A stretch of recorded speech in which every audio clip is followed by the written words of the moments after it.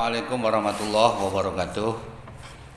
Untuk anak-anak sekalian, alhamdulillah kita dipertemukan oleh Allah SWT dalam masa-masa yang mungkin pembelajaran ini harus melalui daring ataupun online. Oleh karenanya pada kesempatan pagi hari ini, pada kesempatan siang hari ini, pada kesempatan jam pelajaran saya khususnya, yaitu masih melanjutkan dari jam pelajaran tafsir, yang mana dulu kita sudah sampai pada surat At-Takasur, dan untuk kelas 8 ini kita sambung dengan surat Al-Qari'ah.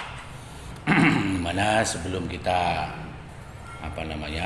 kita terangkan, paling tidak kita baca sebentar untuk kita ketahui bacaan-bacaan agar supaya bisa diterima dengan baik, dan tentunya anak-anak pun juga bisa nanti menirukan bacaan-bacaan, tentunya panjang pendeknya.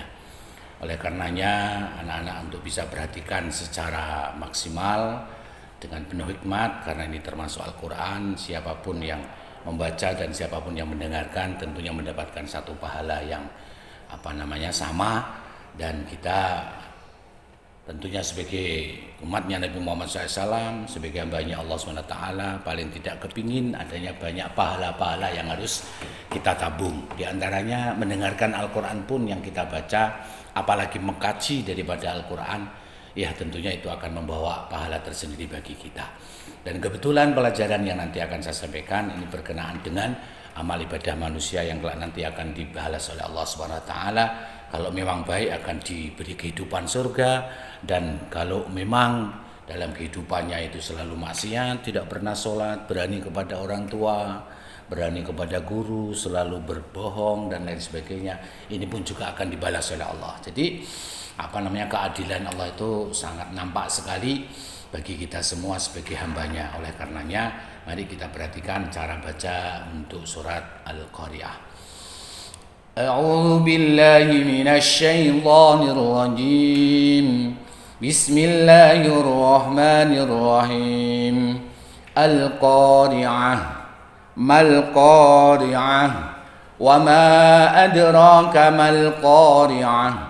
Yauma yakunun nasu kal farashil mabtuth.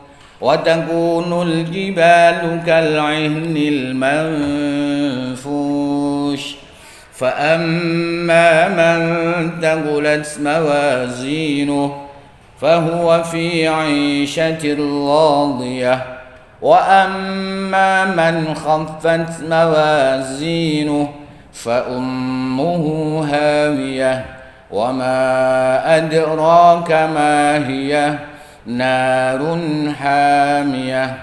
Shadaqallahul azim. Jadi nanti setelah kita baca, mungkin anak-anak bisa menirukan dalam di rumah untuk bisa menirukan bacaan saya dengan baik.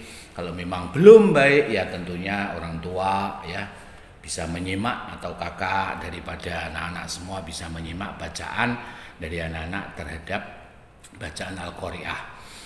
Surat Al-Qari'ah ini langsung kepada keterangan yang mana mungkin pada kesempatan ini anak-anak belum bisa melihat secara pasti catatan dan tulisannya, tapi tidak ada salahnya nanti setelah kita bertemu tatap muka kita akan bisa menerima daripada modul yang nanti akan kita sampaikan, yang sudah sudah diperlengkapi dengan makna dan lain sebagainya. Dan insya Allah nanti kalau pas kita ketemu, makna demi makna daripada surat Al-Qari'ah ini bisa kita baca. Karena mungkin tidak tidak bisa secara langsung anak-anak untuk mempersiapkan daripada materi yang pertama di semester yang pertama ini, yaitu suratul Qari'ah. Nah, surat Al-Qari'ah tentunya kita tahu bahwasanya surat itu ada yang turun di Makkah, ada yang turun di Madinah, dan diantaranya adalah surat Al-Qari'ah diturunkan di Makkahul Mukarramah yang berjumlah 11 ayat, turun setelah surat Al-Quraisy. Yang mana surat Al-Qari'ah ini menerangkan tentang dahsyatnya kejadian hari kiamat, yaitu menggambarkan satu gerakan manusia seperti orang kalau bilang itu binatang yang kalau malam hampir malam itu Ya, kalau kita berjalan-jalan di sawah tentunya akan bisa kita melihat mungkin kantop ataupun apa, ya itu tenggerlip ya kecil-kecil, itu manusia itu digambarkan pada saat itu akan berterbangan. Masya Allah, semua Masya Allah, kita ngeri kalau kejadian ini bisa betul-betul nampak pada diri kita masing-masing. Karena bayangkan ya, kita sebagai manusia yang begitu besar seperti ini ya, walaupun istilahnya masih banyak kekuatan dan sebagainya, itu tidaklah ada artinya di hari kiamat nanti, karena akan berhamburan berterbangan. Sementara gunung hancur ya, hancur lebur ya, bertaburan ya. Yang di Pekalongan mungkin bisa lari ke Amerika, yang dari Amerika bisa lari ke Saudi Arabia atau yang mana ya. Itu kejadian kekuasaan Allah SWT. Maka begitu dahsyat dan seramnya kejadian pada hari-hari kiamat kelak nanti ya. Hancur lebur ya, menjadi ion-ion kecil yang sangat panas. Dan setelah itu nanti manusia akan digiring ya. Setelah kejadian kiamat, manusia akan digiring oleh Allah Subhanahu wa taala, akan dihadapkan terhadap timbangannya Allah Subhanahu wa taala yang terkenal dengan hisab mizan. Yang akan ditimbang mana amal perbuatan manusia itu, yang baik dan yang tidak baik, semuanya akan dipertanggungjawabkan oleh manusia di hadapan Allah Subhanahu wa taala, dan itu pasti. Artinya bagaimana? Segala sesuatu amal perbuatan manusia yang di dunia ini baik dan buruknya akan dimintai pertanggungjawaban oleh Allah Subhanahu wa taala. Ya, karena di ayat yang yang ke-6, fa amma man taqulat mawazinuhu fa huwa fi 'isyatir radiyah wa amma man khaffat mawazinuhu fa ummuhu hawiyah. Ini menunjukkan bahwa segala sesuatunya sepak terjang kita di dalam kehidupan ini tidak lepas daripada pertanggungjawaban yang kelak akan dimintai oleh Allah Subhanahu wa taala. Saatnya kita awalnya adalah dari alam kehidupan, nanti akan diakhiri dengan kematian, baru nanti setelah kematian kita akan dihidupkan oleh Allah Subhanahu wa taala dengan tiupan sangkakala. Allah Subhanahu wa taala akan memberikan, itu adalah sebagai tanda di mana Allah menentukan manusia bangkit dan terjadi kiamat. Nah, disinilah satu keuntungan kita, diberi kesehatan, diberi diberi satu rahmat, kenikmatan sehat, masih bisa berjalan, masih bisa melihat, masih bisa mendengar, masih bisa berbicara. Tentunya kita sebagai manusia harus hidup di alam nyata ini, menyalurkan kesehatan, rahmat, kesehatan, kenikmatan dari Allah SWT. Ibaratkan kaki kita masih bisa berjalan untuk menuju kepada kebaikan, mungkin kepada majelis taklim, belajar bersama, ataupun ngaji di tempat-tempat ustadz ataupun ustadzah, ngaji di tempat lembaga TPQ ataupun di musola masjid. Itu semua kita jalankan ya, karena kesehatan kaki kita bersyukur Allah memberikan kesehatan kaki kita menuju kepada kebaikan. Mata kita masih bisa melihat, ya tentunya mari kita gunakan untuk bisa melihat yang terbaik bagi kita. Ya, yang bermanfaat. Kita membaca kitab, kita belajar pelajaran, kita membaca Al-Quran lebih-lebih, Masya Allah, semua Masya Allah. Ya, sambil membaca berarti lisan kita pun juga akan mendapatkan satu pahala dari Allah. Dan ini kesempatan kita di dunia ini. Yang kelak nanti, amma man taqulat mawazinuh. Setelah kejadian kiamat, kita akan ditimbang amal baik kita di hadapan Allah Subhanahu wa taala. Kita akan dihisab oleh Allah Subhanahu wa taala. Kita akan dihadapkan dengan mizannya Allah Subhanahu wa taala yang penuh dengan keadilan, yang maha adil dari Allah Subhanahu wa taala. Maka kalau timbangan kita, kalau kebaikan kita itu banyak kebaikannya, maka tentunya kita akan menuju kepada jalur yang sebelah kanan, menuju kepada surganya Allah Subhanahu wa taala, akan menuju kepada kehidupan fahuwa fi 'isyatir radiyah. Tapi sebaliknya, naudzubillah summa naudzubillah, ya, ada baik, ada buruk, ya, ada kejelekan, ada keburukan. Maka kalau manusia di alam nyata kehidupan dunia ini banyak berbuat maksiat, sholat cocokan, betul enggak? Ini kadang-kala kita ditanya sholat, ya, umpamanya ini namanya siapa? Ayo, namanya Murtado. Murtado gimana, sudah sholat subuh belum? Padahal beliau si anak tadi Murtado bangunnya 6:30. Ya, dia malu tidak sholat, ya kan? Bangun langsung berangkat sekolah, ada tidak sholat? Nah ini, ya, kewajiban kita akan tahu kalau sholat itu 5 waktu. Maka 5 waktu itu tidak boleh kurang, ya. Tahu anak-anak ya, bahwa 5 menit kita sholat, bahwa 5 waktu yang kita laksanakan dalam sehari semalam, satu pun tidak boleh kita korupsi, satu pun tidak boleh kita kurang. Jangankan kita sehat, kaki masih bisa berjalan, tangan kita masih bisa bergerak. Orang yang mau mati saja dengan keadaan sakit masih punya hukum kewajiban untuk melaksanakan sholat. Maka tentunya ini hari menjadikan satu renungan bagi kita yang masih segar bugar, masih sehat, masih bisa mendengarkan saya menerangkan surat Al-Qari'ah ini. Ayo kita bareng-bareng untuk menuju kepada kebaikan ya Allah Subhanahu wa taala, karena kita kelak nanti akan dimintai pertanggungjawaban. Itu surat Al-Qari'ah menerangkan tentang itu. Nah, sedangkan pokok-pokok isinya adalah kejadian kiamat yang sangat dahsyat. Itu menjadi satu pokok ya daripada surat Al-Qari'ah tersebut, yang betul-betul seram dan menakutkan.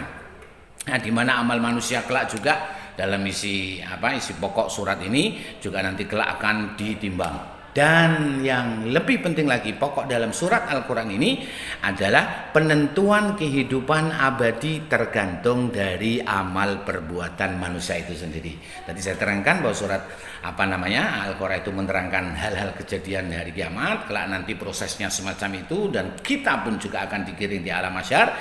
Maka disitulah pokok ketentuan, penentuan dari Allah SWT dalam kehidupan abadi.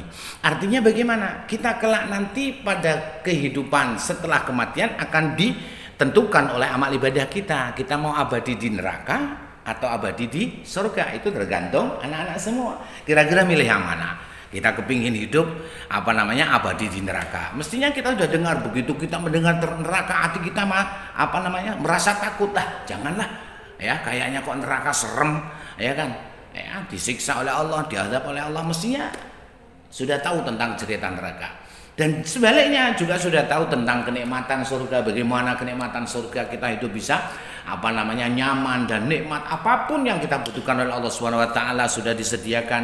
Nah, ini semua tergantung dari amal perbuatan manusia itu sendiri.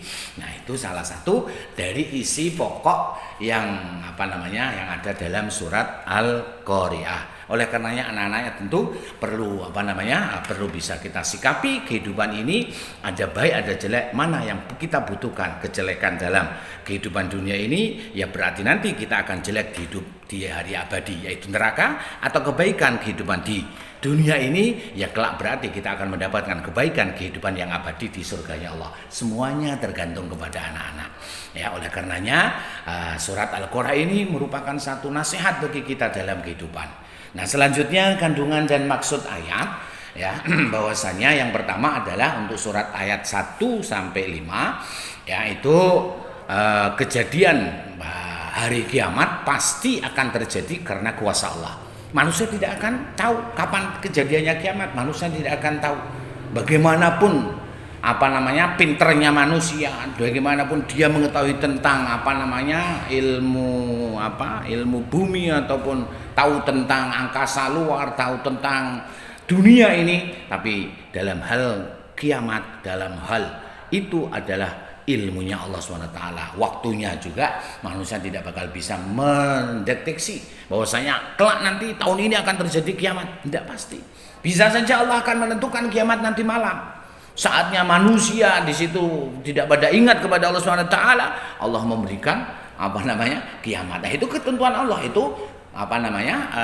kejadian yang semacam itu adalah kuasanya Allah Subhanahu wa taala, di mana kiamat tersebut sangat mencekam, menggambarkan manusia seperti laron atau anai ya, yang berterbangan, yang tentunya itu tidak menjadikan satu kuasa manusia untuk bertahan diri, karena sudah dititahkan oleh Allah SWT.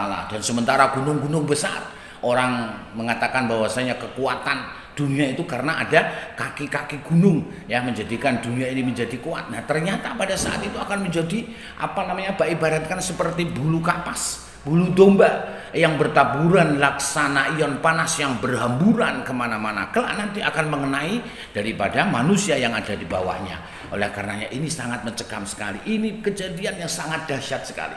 Kalau kita sudah berpikir tentang kiamat, naudzubillah summa naudzubillah, begitu hebatnya, begitu dahsyatnya, begitu mencekamnya, begitu menakutkannya, ya tentunya kita kembali kepada kepribadian kita kembali. Bahwasanya itu adalah kejadian yang sangat nyata yang kelak nanti akan ditentukan oleh Allah, maka kita harus bersadar diri. Itu ayat maksud dari kandungan ayat 1 sampai 5. Sementara ayat 6 sampai 7 ya, manusia dihadapkan terhadap mizan timbangan amal perbuatan di dunia untuk dimintai pertanggungjawaban seperti apa yang tadi saya terangkan, itu terkandung dalam ayat 6 sampai 7. Dan yang ketiga, adapun jika ya timbangan itu baik akan mendapatkan surganya Allah SWT, tapi sebaliknya kalau timbangan amal baiknya lebih sedikit, ya tempat kembalinya tentunya akan ke neraka hawiyah yang sangat panas. Ini ayat 8 sampai 11. Kesimpulan yang saya terangkan ini, yang pertama adalah bahwa wahyu Allah Subhanahu wa taala diturunkan kepada Nabi melalui malaikat Jibril. Terkadang ada asbabun nuzul, sementara untuk surat Al-Qur'an ini tidak terdapat asbabun nuzulnya. Karena terkadang memang Allah menurunkan sekaligus tanpa ada sebab musababnya, tapi kadang-kala Allah menurunkan karena ada sebab satu kejadian yang harus diberikan wahyu kepada Allah dari Allah SWT kepada Nabi Muhammad kepada Nabi Muhammad sallallahu alaihi wasallam. Yang kedua kesimpulannya, nama lain ya, tentunya nama lain dari kiamat adalah dalam Al-Quran itu disebut ada as-sa'ah, ada al-ghasyiyah, ada al-haqqah, yang tentunya itu mempunyai arti yang sangat yang sama, bahwasanya itu adalah kejadian-kejadian yang sangat dahsyat di hari kiamat. Apalagi dalam surat-surat yang lain ya ditentukan gambaran-gambaran kiamat tersebut. Dan terakhir, setelah kejadian kiamat manusia akan ditimbang dan dimintai pertanggungjawaban atas kehidupan di dunia untuk penentuan kehidupan di akhirat, yaitu neraka dan surga. Demikian anak-anak, ini sekelumit untuk menyingkat waktu. Mungkin kalau terlalu lama ya akan memakan kuota ya. Oleh karenanya mudah-mudahan bisa dipaham pertanyaan saya. Mohon nanti anak-anak bisa mencatat ya, nanti dijawab satu saja pertanyaannya ya. Satu saja pertanyaannya, cita-cita kita dalam kehidupan di akhirat itu menuju kemana? Maka ya, itu menuju kemana nanti dijawab. Maka untuk menuju kepada kehidupan cita-cita tersebut, maka kita harus bagaimana di dalam dunia ini. Itu satu soal yang harus anak-anak jawab ya, agar kita bisa merenungkan bahwa kita sudah berjanji pada diri kita sendiri di dalam menulis jawaban tersebut. Jadi tujuan anak-anak setelah kematian kepingin kehidupan ada di mana, dan tentunya untuk menuju pada kehidupan yang kita cita-citakan itu harus berbuat bagaimana. Silakan nanti menjadi soal dari saya dan untuk bisa dijawab dalam lembar jawaban anak-anak. Terima kasih, kurang lebihnya mohon maaf. Apabila tidak paham nanti kalau kita bisa tatap muka nanti bisa kita tanyakan. Assalamualaikum warahmatullahi wabarakatuh.